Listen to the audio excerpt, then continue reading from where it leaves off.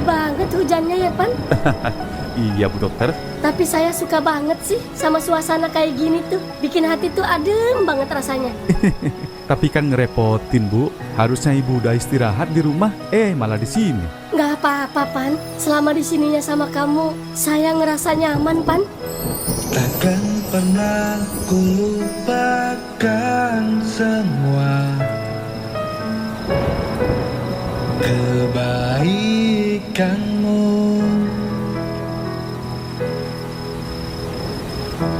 yang selalu Selamat datang kembali di pembahasan kita.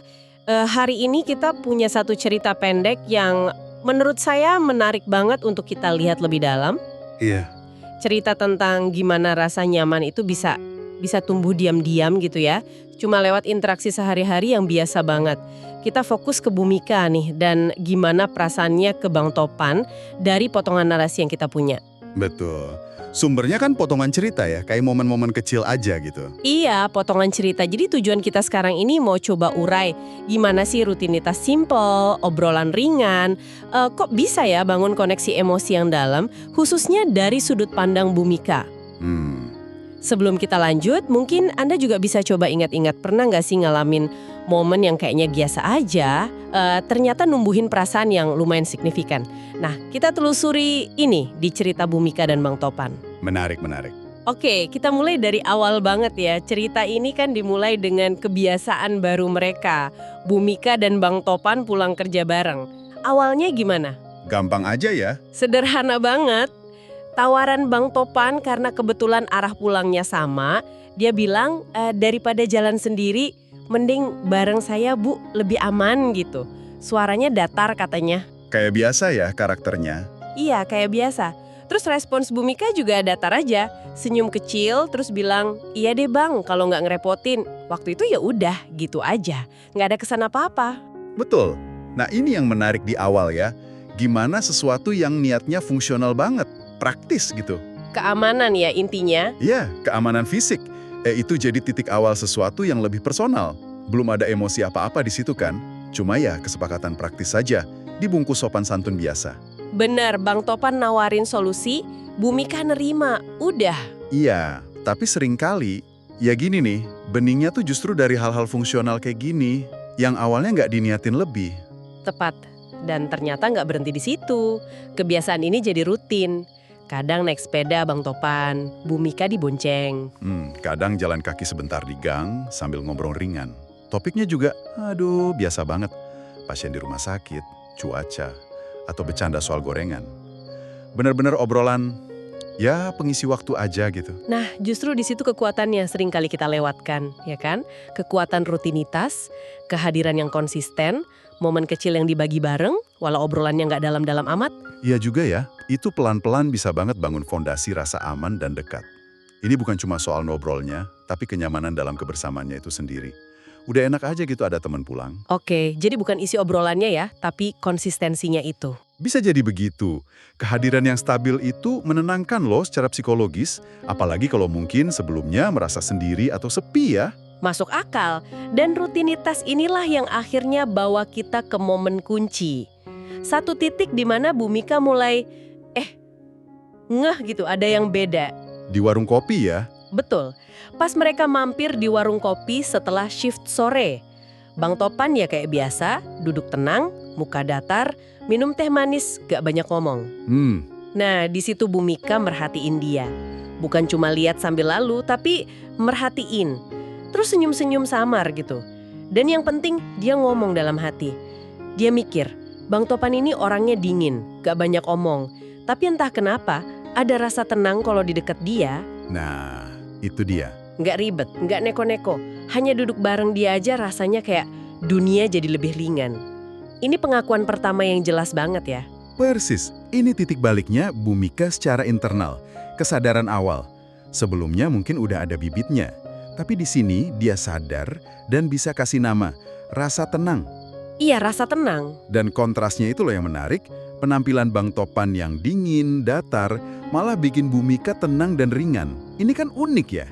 Iya, kok bisa ya? Nah, pertanyaannya kan, rasa tenang macam apa ini? Apa cuma rasa aman fisik yang berkembang? Atau udah masuk ke nyaman secara emosi? Mungkin karena Bang Topan nggak banyak nuntut ya, kehadirannya nggak bikin capek, justru tenang aja gitu. Mungkin ketenangannya nular kali ya. Atau karena Bu Mika udah lama sendiri, jadi ketemu orang yang nggak neko-neko itu rasanya adem gitu. Bisa jadi, bisa jadi. Sosok yang nggak ribet itu bisa jadi kayak oase memang. Dan rasa tenang ini kayaknya nggak berhenti di situ, berkembang lagi. Pas perjalanan pulang naik sepeda setelah dari warung kopi, suasananya hening tapi dibilang hangat. Bu Mika di boncengan meluk tasnya. Nah, dalam diam itu dia mikir lagi. Lebih dalam lagi ya. Iya, dia refleksi ke dirinya sendiri. Mikirnya gini, dulu saya pikir saya cuma butuh teman cerita atau sekedar rekan kerja. Tapi ternyata tiap kali pulang bareng Bang Topan, ada rasa nyaman yang susah dijelasin. Nah, susah dijelasin. Itu kunci. Rasa yang nggak pernah saya rasain lagi setelah lama sendiri. Wah, ini dalam sih. Dalam banget. Dari rasa tenang, sekarang jadi rasa nyaman yang susah dijelasin. Berarti ini udah lebih dari sekedar aman atau tenang biasa. Udah masuk ke koneksi emosi yang, ya itu tadi, susah dijelasin tapi nyata banget buat dia. Iya. Terus kalimat terakhirnya itu, rasa yang nggak pernah dirasain lagi setelah lama sendiri. Ini ngasih konteks penting banget. Berarti rasa nyaman ini spesial. Ngisi kekosongan mungkin ya, kebutuhan akan kedekatan yang lama nggak terpenuhi. Jadi bukan cuma butuh temen ngobrol ya? Ternyata enggak. Bu Mika sadar dia nemuin bentuk kenyamanan lain dari kehadiran Bang Topan yang tenang dan konsisten ini. Ini bukti kalau kedekatan itu bisa dibangun nggak cuma lewat obrolan intens. Kadang diem bareng tapi rasanya didukung, itu jauh lebih kena gitu. Companionable silence, ya istilahnya tadi. Iya, keheningan yang nyaman. Pas banget kayaknya buat suasana di sepeda itu. Oke, nah ceritanya nggak berhenti di renungan Bu Mika. Pas sampai depan rumah, ada interaksi lagi nih yang nambah makna. Bu Mika turun, terus bilang makasih. Tapi nadanya beda, lebih personal.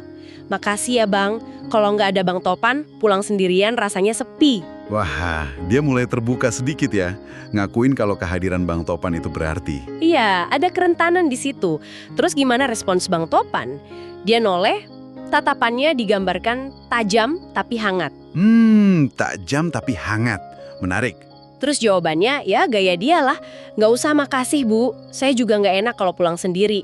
Lagian saya kan satpam, jagain orang itu udah tugas saya. Nah, jawaban ini nih, bisa macam-macam artinya, ya kan? Gimana tuh? Di satu sisi, dia balik lagi ke alasan tugas. Mungkin biar profesional. Atau memang dia mikirnya sesimpel itu. Atau, ya, cara dia menghindar dari obrolan personal tadi, canggung mungkin. Bisa jadi. Tapi, ada dua hal yang bikin beda. Pertama, tatapannya itu tajam tapi hangat. Hangatnya itu kan nunjukin ada emosi positif dong, bukan cuma tugas. Kedua, dia ngaku, saya juga nggak enak kalau pulang sendiri. Itu kan berarti dia juga dapat sesuatu dari kebersamaan itu. Oh iya bener juga, dia juga nggak mau pulang sendiri. Nah, tapi yang paling penting bukan tebakan kita soal maksud Bang Topan, tapi efeknya ke Bu Mika. Justru jawaban soal tugas itu yang makin bikin hati Bu Mika bergetar. Kenapa coba? Kenapa ya? Kok malah tugas yang bikin getar? Mungkin karena tugas dari satpam itu kesannya bisa diandalkan, konsisten, kayak jaminan gitu loh. Komitmen yang tulus, walau dibungkus kata formal. Jadi komunikasi itu emang kompleks. Makna nggak cuma di kata, tapi siapa yang ngomong, gimana ngomongnya, konteksnya apa. Wah, dalam banget analisisnya. Jadi, jawaban tugas itu malah jadi penegasan buat Bu Mika ya? Bisa jadi begitu interpretasinya Bu Mika. Dia merasa aman dan diperhatikan secara konsisten. Dan momen ini kayak ini jadi puncaknya ya. Habis itu Bang Topan pergi, Bu Mika masuk rumah dengan perasaan hangat di dada. Malam itu, dia sadar sepenuhnya. Akhirnya ya. Kesimpulannya, untuk pertama kali setelah lama, Bu Mika sadar dia udah mulai nyaman sama Bang Topan. Kata kuncinya, nyaman. Betul. Jadi kalau kita lihat lagi perjalanannya, jelas banget ya progresinya. Dari praktis, jadi rutin, terus sadar ada rasa tenang, berkembang jadi nyaman yang susah dijelasin, sampai akhirnya kesadaran penuh soal rasa nyaman itu. Tumbuhnya alami banget, Iya, pelan-pelan gak dipaksa. organik gitu. Jadi dari pembahasan kita ini, kelihatan banget ya, kalau koneksi emosi, rasa nyaman, itu bisa tumbuh dari hal simpel banget. Rutinitas, kehadiran yang konsisten, interaksi yang gak lebay. cerita Bhumika ini nunjukin perjalanan batin seseorang ngenalin perasaan yang tumbuh alami.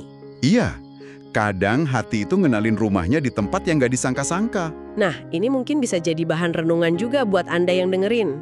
Tentu, gimana dengan Anda? Pernah nggak ngalamin rasa nyaman yang tumbuh pelan-pelan kayak Bhumika? Mungkin sama rekan kerja, teman, atau siapapun. Apa sih arti rasa nyaman buat Anda dalam hubungan? Kadang kan emang munculnya justru dari yang diem-diem aja, tapi kehadirannya itu loh, nenangin. Bener banget. Nah, sebagai penutup nih, cerita ini kan ngasih kita lihat isi hati Bhumika ya. Kita tahu perasaannya, tapi Bang Topannya gimana? nah, itu dia. Pertanyaan besarnya kan itu. Kita nggak tahu isi kepala Bang Topan. Dia memang ngomongnya tugas, tapi tindakannya nganterin tiap hari, tatapan hangatnya, pengakuan dia juga nggak enak pulang sendiri. Apa itu semua beneran cuma tugas? Atau jangan-jangan ada perasaan lain di sana yang nggak terucap? Atau bahkan dia sendiri belum sadar? Sesuatu buat Anda pikirkan lebih lanjut mungkin ya? Menarik. Misteri kecil yang bikin penasaran.